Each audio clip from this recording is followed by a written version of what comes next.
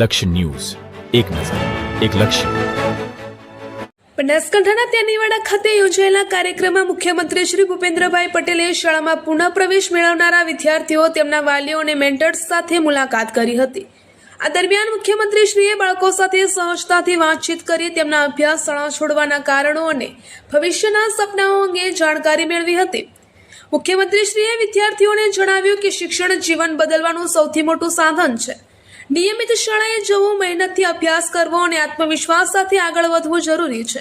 તેમણે ખાસ કરીને વિદ્યાર્થીઓના દીકરીઓના શિક્ષણ પર ભાર મૂકતા જણાવ્યું હતું કે સમાજના સર્વાંગી વિકાસ માટે દીકરીઓનું શિક્ષિત બનવું અત્યંત જરૂરી છે.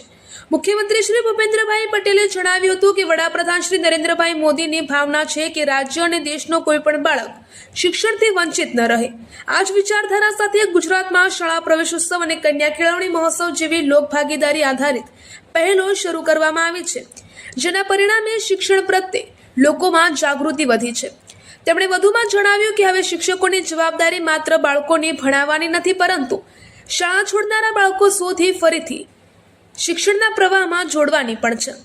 શિક્ષણ દ્વારા જ વ્યક્તિ, પરિવાર અને સમાજનો સર્વાંગી વિકાસ શક્ય બને છે. આ પ્રસંગે એક લાભાર્થી દીકરી સુહાનીએ મુખ્યમંત્રી સાથેની વાતચીત અંગે ખુશી વ્યક્ત કરી હતી. સુહાનીએ જણાવ્યું કે ધોરણ 10 દરમિયાન તેણે અભ્યાસ છોડી દીધો હતો, પરંતુ શિક્ષકો ઘરે આવીને સમજાવ્યા બાદ ફરીથી અભ્યાસ શરૂ કર્યો હતો અને બોર્ડની પરીક્ષા પાસ કરી હતી. હાલ તે ધોરણ 11માં અભ્યાસ કરી રહી છે. મુખ્યમંત્રી શ્રી સાથેની વાતચીત બાદ તેનો આત્મવિશ્વાસ વધ્યો છે અને હવે તે નિયમિત અભ્યાસ કરીને પોતાના સપના સાકાર કરવા માટે પ્રયત્ન કરશે.